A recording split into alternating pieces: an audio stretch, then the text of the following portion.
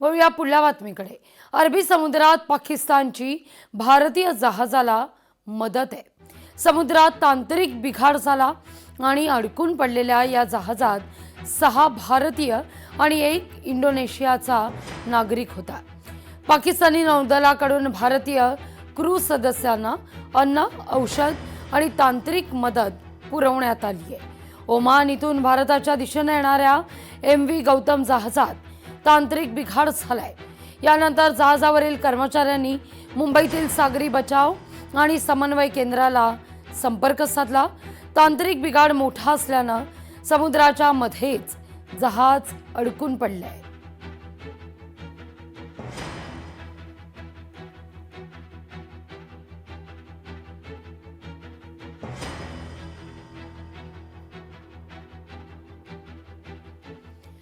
पश्चिम बंगालमध्ये सत्ता स्थापनेच्या हालचालींना वेग आहे। गृहमंत्री अमित शहा उद्या 8 मेला पश्चिम बंगालमध्ये जाणार आहेत। आमदारांच्या बैठकीची शक्यता वर्तवली जाते। अमित शहा भाजपचे पश्चिम बंगालचे या ठिकाणी पर्यवेक्षक आहेत।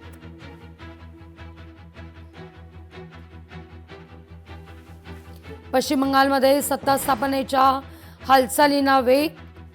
अग्निमित्रा पॉल यांना देखील दिल्लीत पाचारण करण्यात आलेलं आहे, बोलवण्यात आलेलं आहे। त्यांच्या नावाची सध्या चर्चा आहे। पश्चिम बंगालची धुरा अग्निमित्रा पॉल यांच्याकडे असेल असं म्हटलं जात आहे आणि आता त्याच अनुषंगाने अमित शहा हे देखील उद्या पश्चिम बंगालमध्ये असतील अशी माहिती आहे।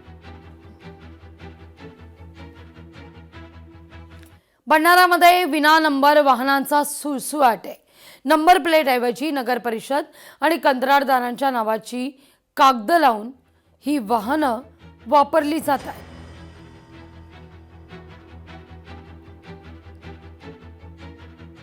ॲक्च्युली जे सिवरेजचं काम करणारे जे ठेकेदार आहे यांना आम्ही सूचना दिल्या आहेत। त्यापैकी जे ट्रॅक्टर्स असतील 1-2 ट्रॅक्टर त्यांचे विदाऊट नंबर प्लेट होते असं आमच्या इंजिनियरच्याही लक्षात आलं। त्यांना आम्ही संबंधितांना सूचना दिल्या आहेत अशा कोणत्याही पद्धतीचे विदाऊट नंबर प्लेट यानंतर कोणत्याही कामात ट्रॅक्टरचा वापर करण्यात येऊ नये आणि संबंधितावर आम्ही योग्य ती कारवाई करणार आहोत।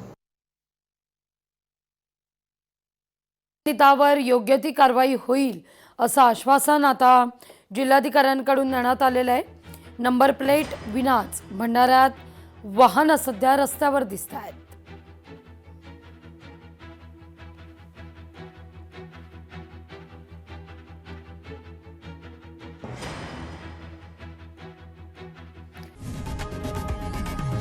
लोकशाही मराठी ऐका, पहा, जागरूक रहा।